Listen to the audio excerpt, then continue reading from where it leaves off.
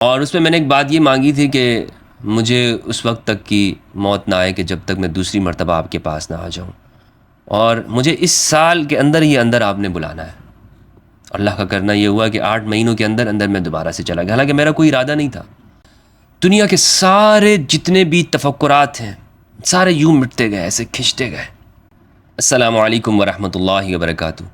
مجھ سے ایک دوست نے کافی مرتبہ یہ اصرار کیا کہ مفتی صاحب آپ یہ بتائیں کہ آپ نے زیارات کی ہیں الحمدللہ سے، اور اہل البیت علیہم السلام کے مقامات مقدسہ پہ آپ گئے ہیں عراق اور ایران میں، تو اپنا تجربہ زیارات کے حوالے سے بتائیں۔ ایک تو آپ نے یہ بتایا نا کہ آپ نے وہاں پر شیعوں کو کس طرح سے دیکھا، یا وہاں پر جو معمولات ہوتے ہیں وہ آپ کا کیسا رہا ہے، لیکن اور اس پر آپ نے بات کی ہے، لیکن آپ کا خود اپنا روحانی طور پر جو وہاں پر جو آپ نے مشاہدات کیے ہیں یا محسوسات کیے ہیں اس کا بیان کریں۔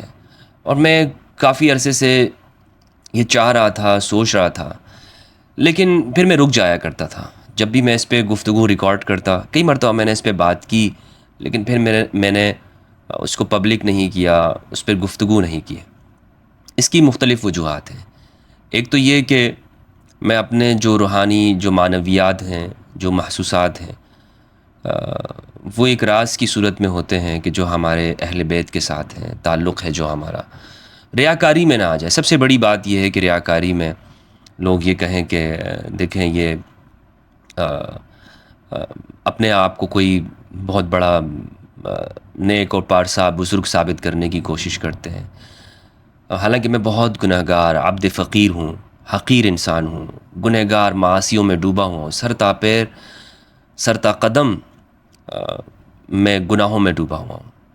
اور اہل بیت علیہم السلام کی بارگاہ میں میری ہمیشہ سے یہ دعا ہے کہ وہ مجھ عاصی کو بھی وہ قبول فرما لیں، اور یہ ان کا کرم ہوگا کہ مجھے وہ اپنی بارگاہ میں قبول کریں گے۔ لیکن پھر میں نے یہ سوچا کہ ہمارے ہاں جہاں پر معاشرے میں وہ اتنے جھوٹے قصے بیان کیے جاتے ہیں، اور آج مادہ پرستی کا دور اتنا بڑھ گیا ہے کہ لوگ بس اپنی زندگی میں اسی طرح مو ہیں، اس مادیت میں ہی ڈوبے ہوئے ہیں۔ ہر بندہ اسی فکر میں ہے کہ معاش کی فکر ہے، اور مادیت کا غلبہ ہے دنیا بھر میں۔ تو ایسے میں اگر ہم اپنے نوجوانوں کو بالکل چھوڑ دیں، اور خاص طور پر ان لوگوں کو جو ابھی گئے بھی نہیں ہیں، جنہیں اس کا تجربہ بھی نہ ہوا ہے، تو یہ بہت بڑی ناانصافی ہوگی۔ اور پھر میں یہ چاہتا ہوں کہ بہت سارے لوگ وہاں پہ جائیں اور خود بھی اس چیز کو محسوس کریں۔ تو اگر میں بیان کروں گا اپنے ان تجربات کو، ذاتی مشاہدات کو، تو انشاءاللہ عز و جل ہو سکتا ہے دوسروں کے لیے یہ ترغیب کا باعث بنے۔ تو بطور ترغیب بھی میں اس کو بیان کروں گا، اور جو وہاں پر حاضری دے گا تو شاید اگر میری ترغیب کے اوپر وہ چلا جائے تو اس کا ثواب مجھے بھی ملے گا۔ تو اس لیے یہ صرف ذاتی مشاہدات ہیں جو میرے ساتھ وہاں پر ہوئے، ان میں سے کچھ کا جو ایسے ہیں کہ جو بہت زیادہ جو ٹاپ سیکرٹ نہیں ہے، وہ میں آپ کے سامنے بیان کر رہا ہوں۔ یعنی سیکرٹ اس معنوں میں اس کو کہہ رہا ہوں کہ اس کو کوئی کرامت کے طور پہ نہ لے کوئی کرامت کے طور پہ بیان نہیں کر رہا ہوں۔ ایک تو یہ کہ میں جب پہلی مرتبہ حاضر ہوا علماء کے ساتھ، تو اہل بیت علیہ السلام کے جو اضرحہ ہیں، جو مزارات ہیں، جو دریح مقدس ہیں، ان میں سے ہر ایک کی اپنی کشش ہے، ہر ایک کا اپنا جلوہ ہے، ہر ایک کا اپنا ایک ٹیسٹ ہے، ذائقہ ہے، اور اس کو میں آپ کو سمجھا نہیں سکتا۔ یہ جب آپ جائیں گے انشاءاللہ عز و جل تو آپ محسوس کریں گے کہ ان میں سے ہر ایک کے پاس جب آپ حاضر ہوں گے تو آپ کے اوپر الگ کیفیت ہوگی، آپ کی باتیں الگ ہوگی وہاں ان کے ساتھ، آپ کی گفتگو کا انداز بدل جائے گا، آپ کا سلام کرنے کا طریقہ بدل جائے گا، آپ کی حاضری کے خود بخود آپ کے دل میں ایک جو پیمانہ لگا ہوا ہے، وہاں پر وہ آپ کے ساتھ الگ طور پر بات ہوگی۔ تو جب میں پہلی مرتبہ حاضر ہوا امام علی علیہ السلام کے دریح مبارک کے اوپر، تو وہاں چونکہ فرسٹ ٹائم تھا، ایک کیفیت الگ تھی، اور فرسٹ ٹائم جب میں حاضر ہوا تو کوئی ایسا میں نے بہت کوشش کی سلام کے بعد کہ وہاں سے مجھے کوئی جواب اس طرح سے ملے، لیکن وہاں پر کوئی اس طرح کی کوئی ایک تاثیر مجھے نہیں ملی۔ پھر میں نے وہاں پر کچھ نمازیں پڑھی اور وہاں پر میں بیٹھا مراقبہ کیا، اور اس کے بعد وہاں پر سے باقاعدہ طور پر ایک محسوسات شروع ہو گئی۔ جب ہم یہاں سے جاتے ہیں تو اپنی دنیاوی زندگی میں بہت ملوث ہوتے ہیں، دیکھیں نا، جب تک کہ دل کا آئینہ صاف نہیں ہوگا تو اس کے اوپر روشنی نہیں پڑتی ہے، تو کچھ وقت لگتا ہے۔ ایسا نہیں ہوتا کہ آپ جائیں گے اور فوراً سے آپ کی بات سن لی جائے گی، ایسے نہیں ہوتا، تھوڑا سا ٹائم لگتا ہے۔ مایوس نہیں ہونا ہے، وہاں سے وہ ایسا در ہے کہ وہاں پر آپ محسوس کریں گے کہ یہ زندہ ہے، آپ کو وہاں سے جواب ملتا ہے۔ مولا علی کی بارگاہ سے جب پہلی مرتبہ تھا تو اتنا اتصال قائم نہیں ہوا، میرا اتصال قائم، ربط قائم نہیں ہوا۔ پھر جب امام حسین علیہ السلام کے روضے پہ گئے تو وہاں پر ایک الگ کیفیت تھی، وہاں میں کافی دیر تک مراقبے میں رہا، اور وہاں پر بھی میں آپ کو بتاؤں تو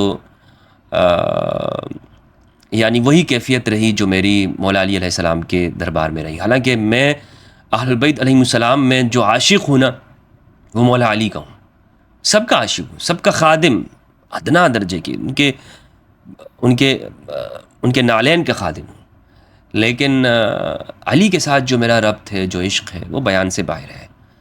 مگر میں پھر بھی آپ سے کہہ رہا ہوں، حقیقت بتا رہا ہوں کہ پہلی ملاقات میں وہ ربط نہیں ہوا، پھر دوسری جگہ پر بھی امام حسین علیہ السلام کے روضے پہ۔ لیکن جب میں مولا غازی عباس کے روضے پہ حاضر ہوا ہوں تو کیفیت ہی الگ تھی۔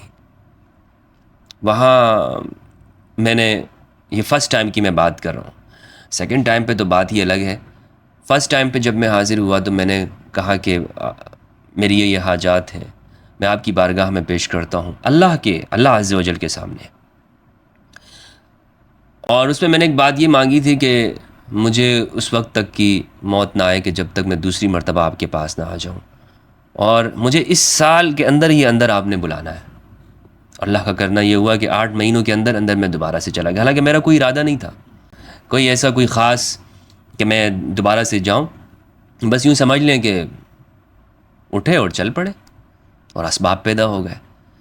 تو میں سمجھا کہ دیکھیں، یہ مولا غازی عباس کی طرف سے ایک باقاعدہ بلاوا ہے کہ بغیر ارادے کے میرے دل کے اندر ارادہ بھی پیدا ہوا اور میں وہ چلا بھی گیا۔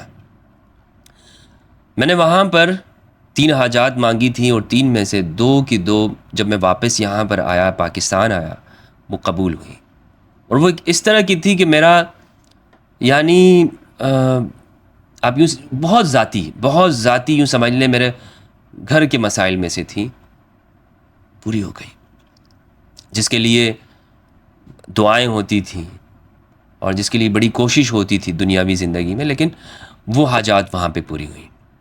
اچھا، میں فرسٹ ٹائم بھی جب گیا عراق زیارات میں تو وہاں جو کاظمین ہے، کاظمین جہاں پر امام موسیٰ بن جعفر الکاظم علیہ السلام ہے، وہاں پر جب میں نے حاضری دی تو کافی دیر تک میرا اتصال رہا وہاں پر، وہاں میرا ایک ان کے ساتھ اٹیچمنٹ رہی، ان سب میں اس جگہ کے اوپر جو کاظمین کے اندر ہے۔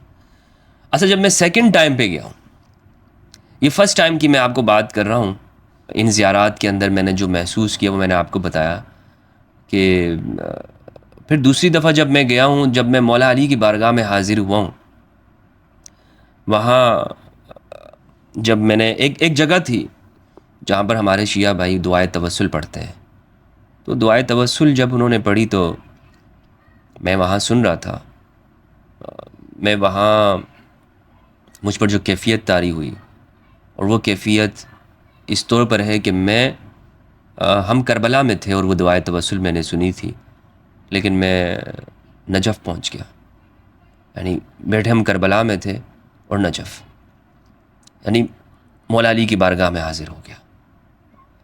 اور پھر وہاں سے ہوتے ہوتے مدینہ منورہ، اور یہ ان تمام متبرک زیارات میں ہوتے ہوئے، کیونکہ اتنا رش تھا، اتنا زیادہ رش تھا کہ میں امام حسین کی بارگاہ میں پیش ہی نہیں ہو سکتا تھا. اب میں کیا، بہت کوشش ہم نے کی وہاں پر ان زیارات کے لیے، لیکن نہیں ہو سکتا تھا. تو میں نے اس جگہ پر، یعنی وہ ہم ایک جگہ پہ تھے، غالباً ایک ہوٹل میں تھے، وہاں ہم نے وہ سنی تھی. میں وہاں سے نجف میں پہلے حاضر ہوا، پھر کعبۃ اللہ میں حجر اسود کو بوسہ دیا، پھر وہاں سے روضہ رسول پر، اور اسی طرح امام حسین کی بارگاہ میں، اور بالکل یوں قریب کر دیا گیا اور میں نے ان کو چوما، اور ان تمام مقامات کو. تو میں سمجھا کہ یہ ہے طریقہ، ان کے پاس جانے کا ایک طریقہ ہے، ان سے بات کرنے کا ایک طریقہ ہے. بہرحال اس میں اور بھی کچھ چیزیں ہیں، وہ میں وہاں سے آپ کے سامنے بیان نہیں کر رہا ہوں، اس کو حذف کر رہا ہوں. اچھا، پھر کاظمین حاضری ہوئی، اور اس کے بعد ہم کاظمین بھی گئے. کاظمین میں وہاں پر باقاعدہ وہاں سے مجھے سلام کا جواب بھی آیا، امام موسیٰ الکاظم علیہ السلام کا. میں اپنی وہ کیفیت کہ یعنی وہ یہ جانتے ہیں کہ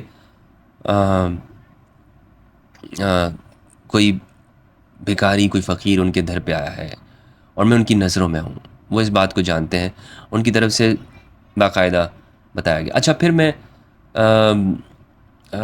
جب نجف ہم واپس آئے تو مولا علی نے جو وہاں پر نعمتیں تھیں، جو وہاں پر احساسات تھے پہلے سے زیادہ، یعنی فرسٹ ملاقات میں وہ ساری چیزیں، شاید وہ میرا حوصلہ دیکھنا چاہتے ہوں کہ یہ دوبارہ آتے ہیں یا نہیں آتے، لیکن جب میں نے فجر کی نماز وہاں پہ پڑھی ہے دوستوں کے ساتھ، وہاں پہ میں اپنے ہوش میں نہیں رہتا تھا وہاں پہ.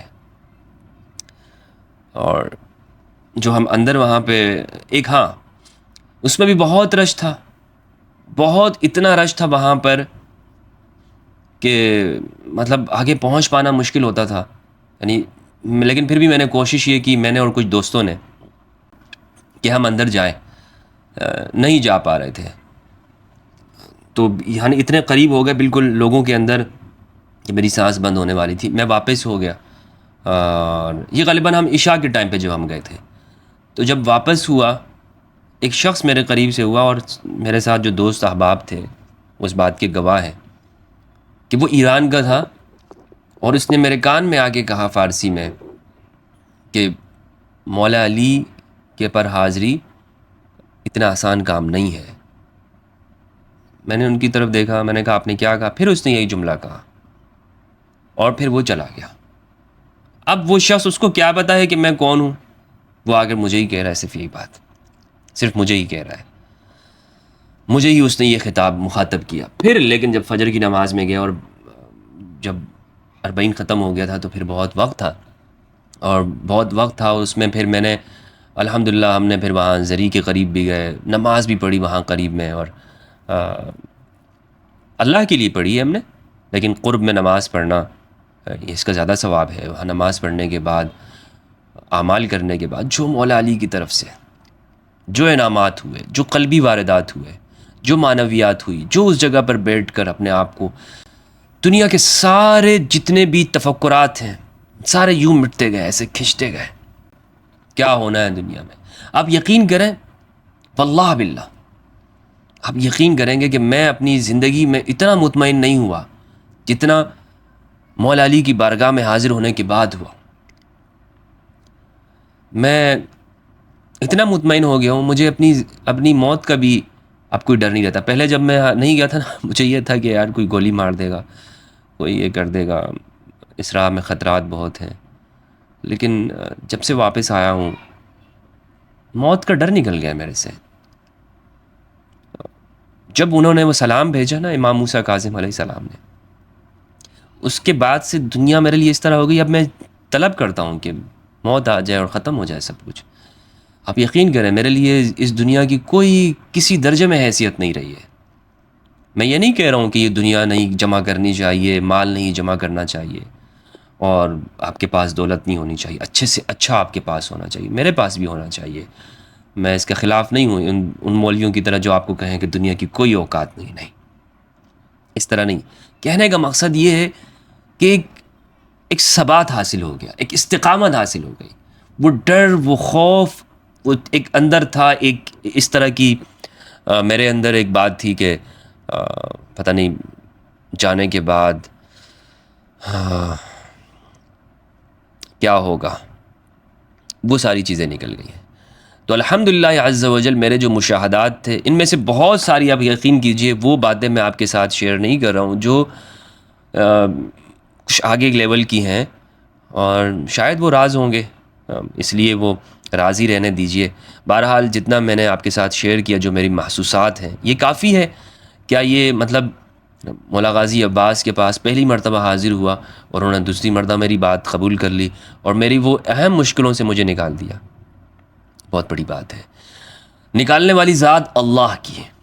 آپ بھی کہیے نکالنے والی ذات کون ہے؟ اللہ. سب کچھ کرنے والا کون ہے؟ اللہ. یہ عقیدہ توحید ہے. اگر اس میں ذرا برابر بھی کمی ہوگی ایمان نہیں ہوگا. سب کچھ کرنے والی ذات اللہ کی ہے. اہل البیت علیہ السلام وہ وسیلہ ہے، وہ توسل ہے. اللہ کے بندے ہیں، وہ اللہ کے بندے، اللہ کے عاجز، اللہ کے سامنے محتاج ہے، اللہ کے احتیاج ہے ان کو، وہ اللہ کے محتاج ہیں.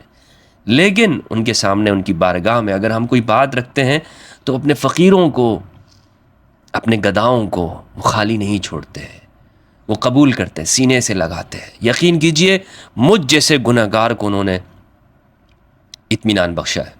آپ تو مجھ سے بہت اچھے ہیں، آپ تو مجھ سے بہت نیک ہیں، مجھ سے بہت صالح ہیں، بہت صالح ہیں. اللہ سبحانہ و تعالی ہم سب کو قرآن مجید میں تدبر کرنے اور اہل بیت علیہ السلام کی معرفت عطا فرمائے.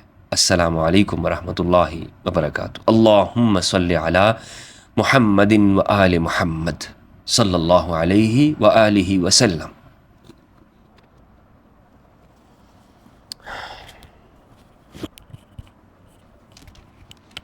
صلی اللہ علیہ وسلم.